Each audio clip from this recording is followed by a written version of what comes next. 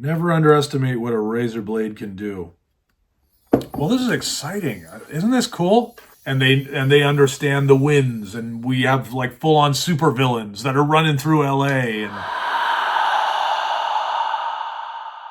well, hello everyone. Welcome back. And this is episode. I don't want to say the numbers. Sometimes they might appear out of order. I'm not quite sure if it's 7 or 8 or who knows. But welcome back to the Solmanac.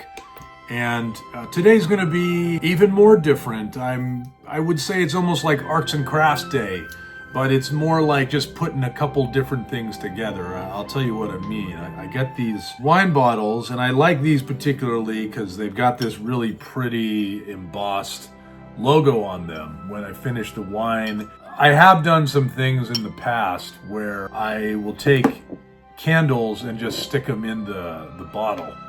And then the bottle gets this wonderful old kind of waxy feel to it. But I do over time just kind of get sick of seeing all the wax accumulate. And I kind of like maybe some semblance of reset, even though I do like to tell a visual story in my space for myself. It's wonderful to come into. I do like a blank space, a minimal space too, but I've done that through a lot of my life. And I think I'm coming home to one that just feels lived in and that celebrates my instinct with the muse, I guess. So, and I'm sure there's other reasons too, but I have I'll show you this, which I think is really cool.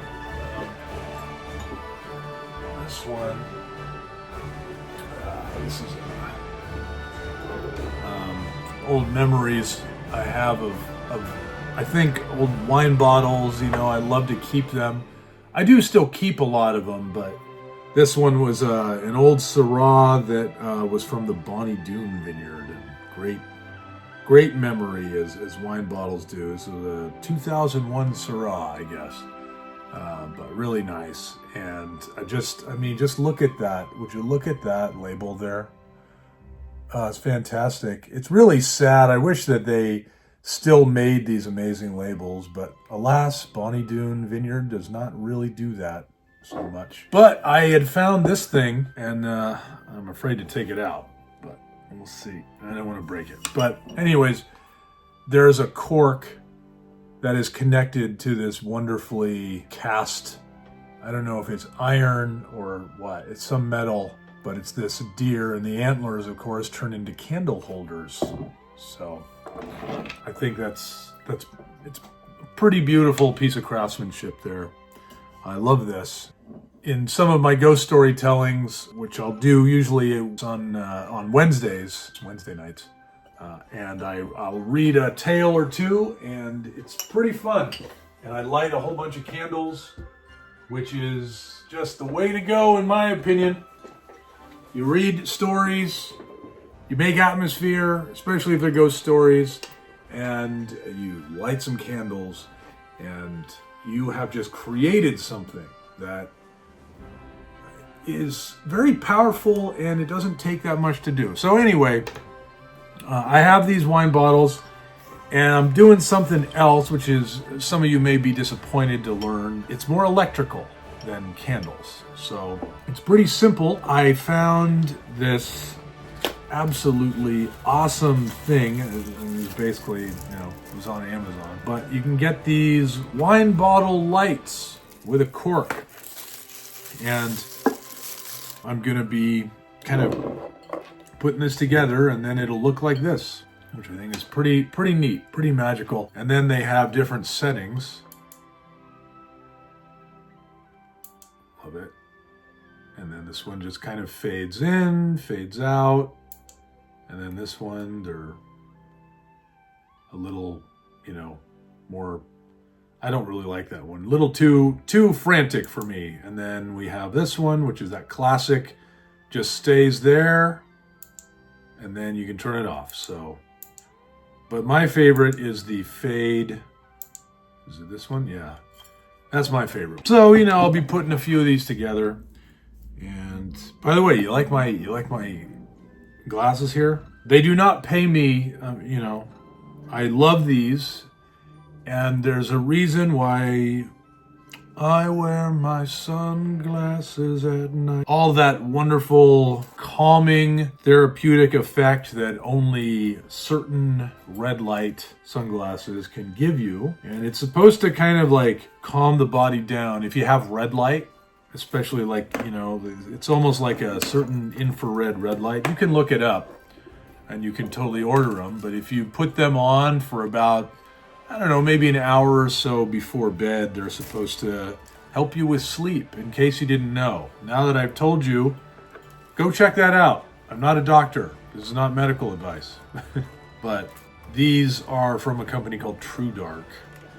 And there's a lot of blue blockers and blue light blocking glasses out there, but there are more and more studies showing that it isn't just blue light that is distracting. There's even been some accounts in tech history that when the computer was being made, there was talk of doing it with like warmer light and red light, not a blue light. And then supposedly blue light was found to be destructive, and then you had people that kind of didn't want the plebs learning this advanced technology and having it be any kind of healing light or something. Is that red light is therapeutic for you, and there are many people more and more who are swearing by it. These sunglasses, I don't know, reflect that technology. But yeah, so I've got two. This is going to be nice and magical. I'm excited. I'm already having plans or thoughts of what I can do with them. And then I've got 1, 2 more. Though I want to take this thing out. I wonder if I can cut it. But yeah, this is going to be a different, see, I think it's coming right off. Never underestimate what a razor blade can do. There we go. That's the magic sound. Okay, well, that'll look at least a little more uniform. We're in a very strange time, a strange sequence of events right now. I am looking at all these horrific fires in Los Angeles. I really think you're on phase 2 now. All my prayers go out to you guys still in Los Angeles. I was living there 9 years of my life. Amazing place. I lived in Northern California for most of my life, and then lived in New York City for most of my life. And then I think the first year or two, I was miserable, and I think I kind of realized that I was living from the point of view of where I had been. And if I wasn't careful, I was just gonna flip out and move away and just feel like it beat me. And about almost a decade later, I wound up moving away, but I would say it was very much on my own terms.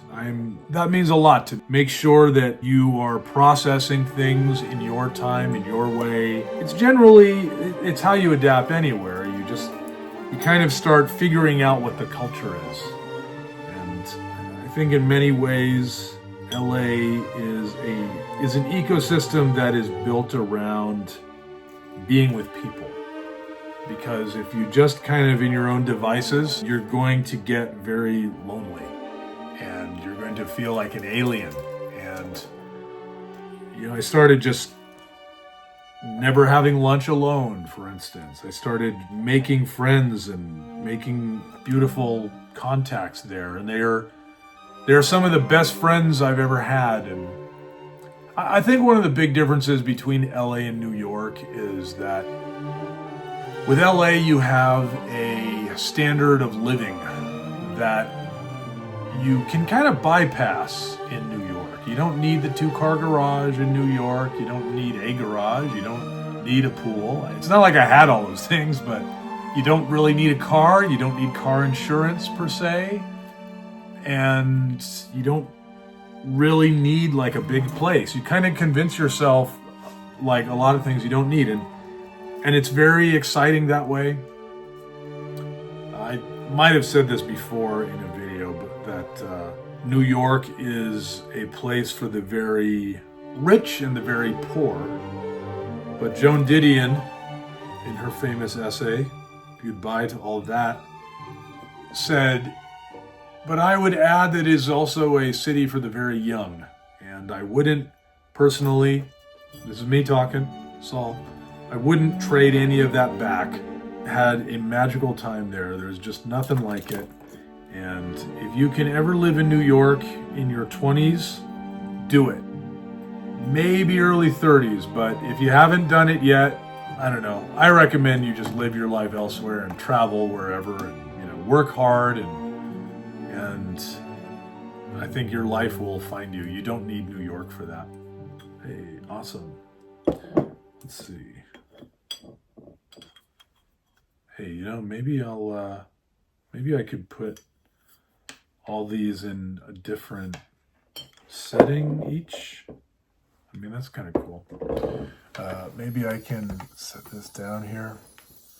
So, yeah, pretty neat, huh? And yeah, now I can just kind of look at them.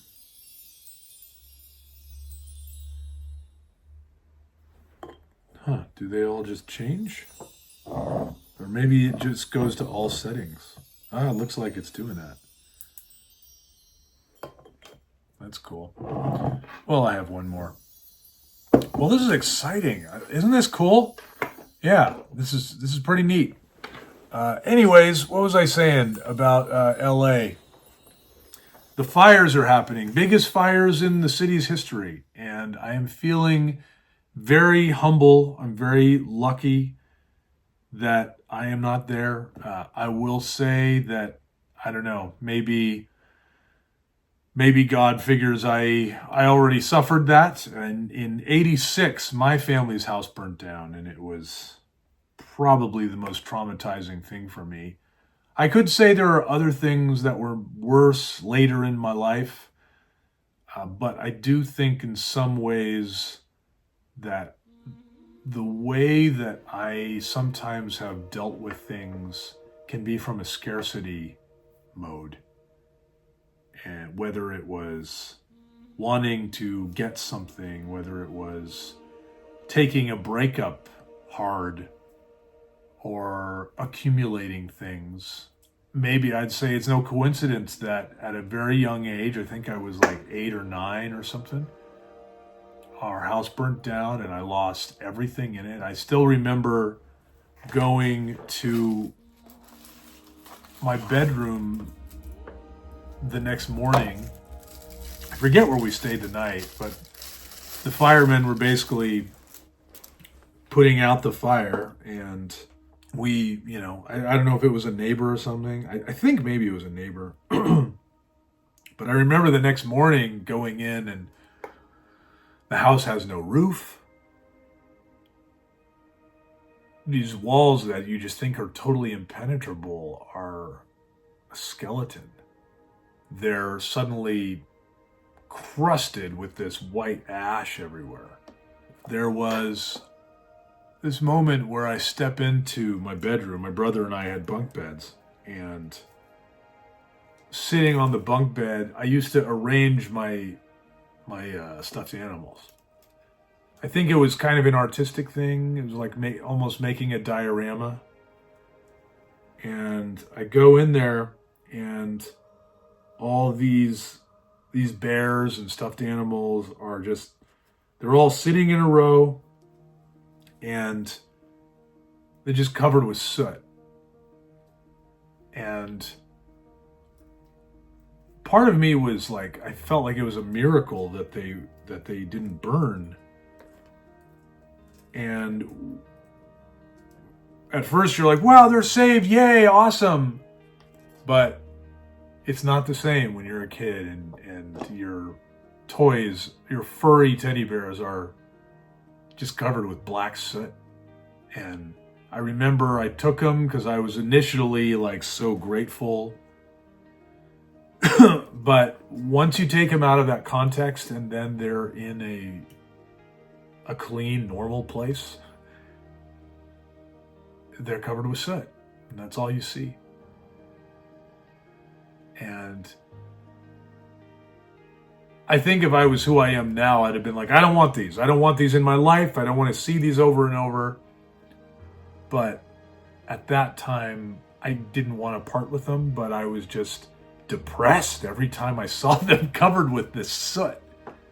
But I wanted to play with him because, you're a kid, you connect to him and you just feel really bad. I had this one, it was I had all kinds of stuff. I had My Pet Monster, but then I had like that talking Winnie the Pooh I'm sorry, not Winnie the Pooh.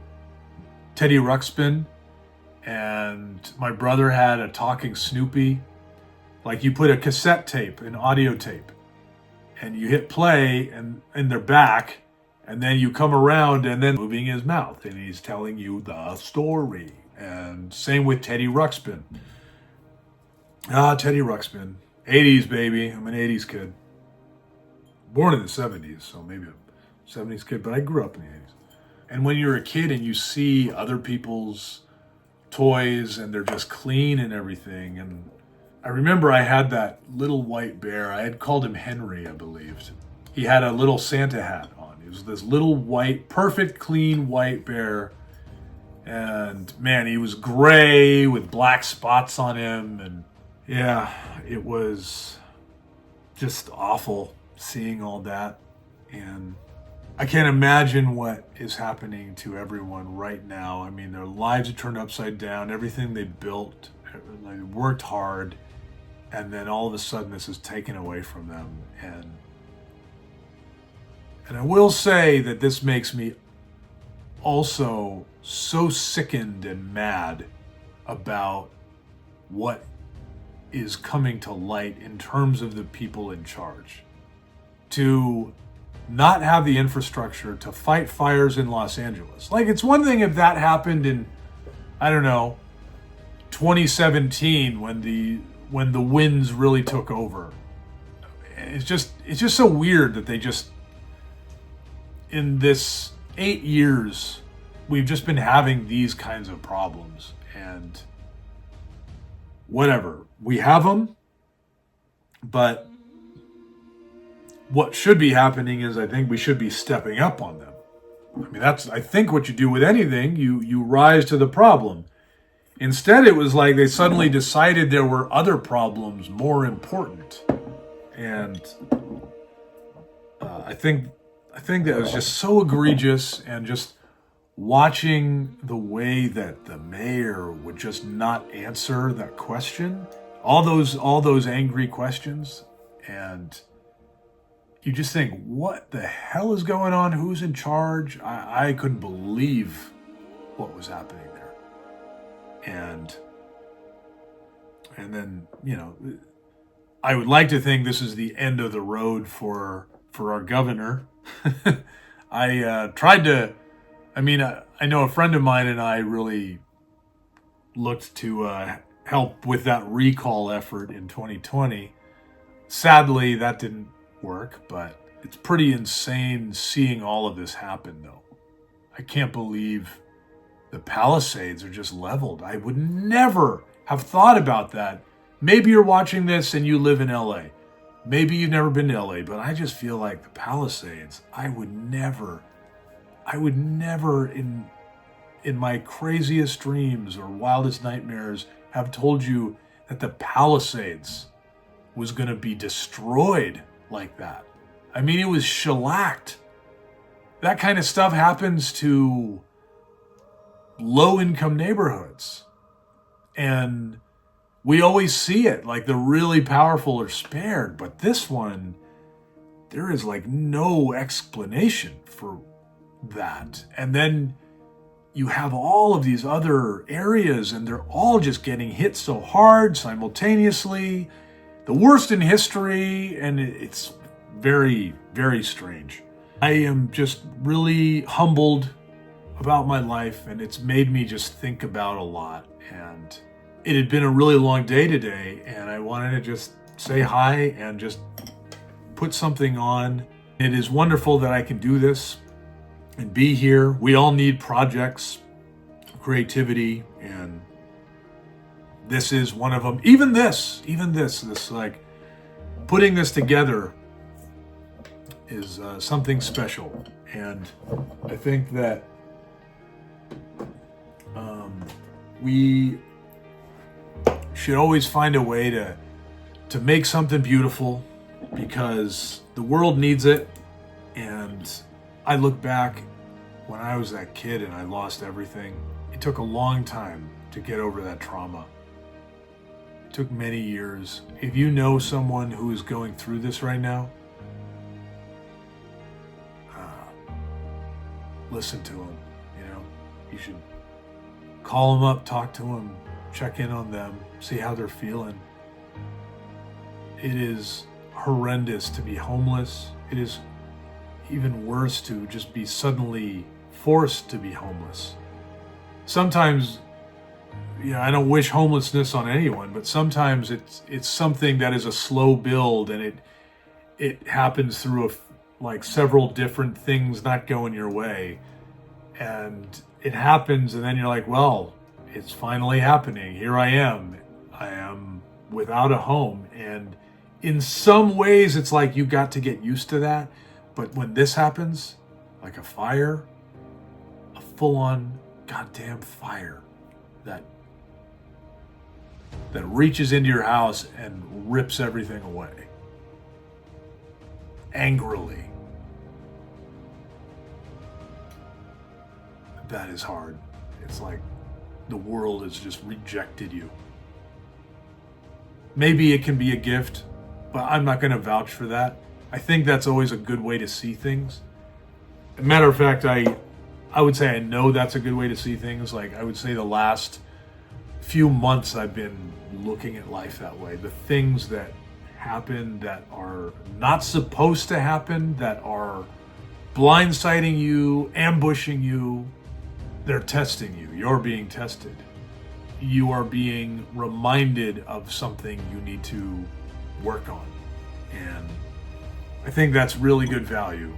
And that is like the only way I really make sense of all this as it keeps happening. And it's very easy to go the way of madness and just, harp on, why is this happening to me? Why? And I think that there is always like a way that you can, let's see if this fits here. Does it? Well, it kind of does. Stay.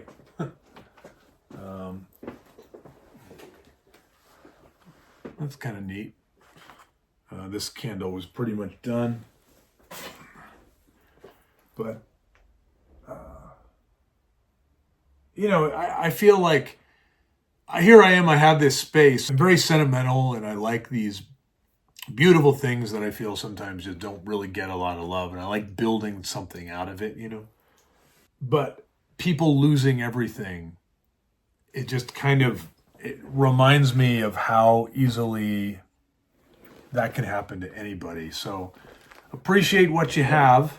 And I think this is going to be a good year for Ghost in the Gaslight, the things that I get to keep putting together. And just like as I get to document this vlog here, which has been really exciting. Well, I'll figure out where this goes at some point. But probably something should go here. I don't know, but we'll see. Anyway, that's done. Thanks for keeping me company.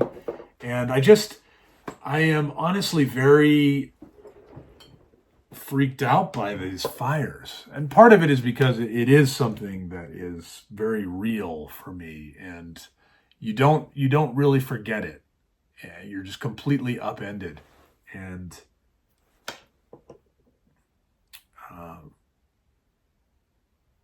I just sending my prayers to everyone affected. It's very sobering, and I really hope that justice comes for the ones responsible. And I guess, there's the arsonists too.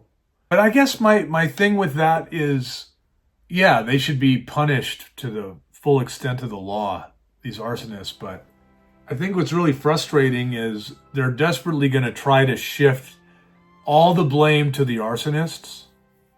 I mean, let's say conveniently people have just been going around the city and been able to start these fires so easily. And they understand the winds, and we have like full-on supervillains that are running through LA and doing this, and this is the narrative that everyone decides to go with. You still got to punish the people responsible for making such a pathetic firefighting infrastructure. And I just can't believe we're at this place where you can have politicians screw up this bad. This has got to be one of the worst screw-ups in history that has made the worst fire in our nation's history. And what is going to happen with these people? These people that passed all this crazy legislation, which when you zoom out, I don't care if you saved some fish. I don't care if you made the Native Americans happy that the waters are flowing where they used to flow. At some point, somebody came up to you and said, but wait a minute, Governor, if we do this, and then you've also been systematically closing down like 3 different dams, and now we're in a position where water's not getting to Los Angeles, and fire season is basically a fire year now. There's no such thing as fire season. I mean, that was Cal Fire's strategy, is that they didn't look at things like a fire season. It's a fire year. Do you really need to save that species of fish to that extent, where there is simply not enough water to fight fire? When people were first saying that there was no water in the fire hydrants, this was on like the Palisades Day. I get they're all spread out everywhere. Maybe there's not enough to go around, but you couldn't even fight the first area. You didn't have enough water to fight the first area. I mean, do you see how ridiculous that is? That is just crazy. And I am creeped out by it. And it makes you wonder what else we are not prepared for. I mean, I think the rest of the state is probably checking water levels and everything. What a colossal failure. And I am so mad at what happened to these people. Life will go on. It'll be very interesting when you get to see this, how things have developed. I'm not, today is the 10th, but we'll see, once I do this video. It takes me a few days to get all these going, but we'll definitely see. Anyway, thanks for hanging out, and I enjoyed having you here while I took care of this little fun chore. And thanks for this talk. I mean, this vlog it's an experiment, and I'm just in a moment of appreciating